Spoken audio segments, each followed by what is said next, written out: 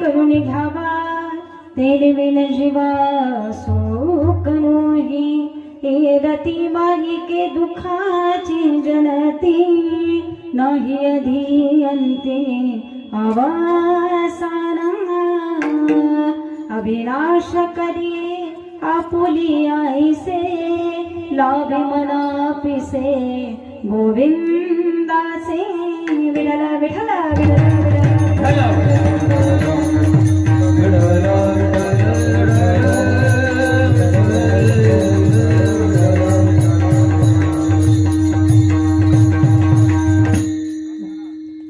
असो जगद्गुरु तुकोबरायांनी सुंदर असा मार्ग तुम्हाला सांगितला, आयुष्याची सार्थकता तुम्हाला सांगितली. महाराज जसं संसार करणं सोपं नाही तसं परमार्थात देव मिळवणं हे सुद्धा सोपं नाही आणि तसं कीर्तनात विना घेणं हे सुद्धा सोपं आहे का. पण एकदा जोरदार टाळ्या त्या ताईंसाठी बरं का. आता काही जणी म्हणले असतील आपल्याला झेपत नाही तर घ्यायचंच कशाला, उभं राहायचंच कशाला, ठीक आहे ना. काही जणांना वाटलं असेल या असल्या कशाला कीर्तनात नाही जमत तर नाही घ्यायचं, परंतु असं नाही महाराज, ठीक आहे ना.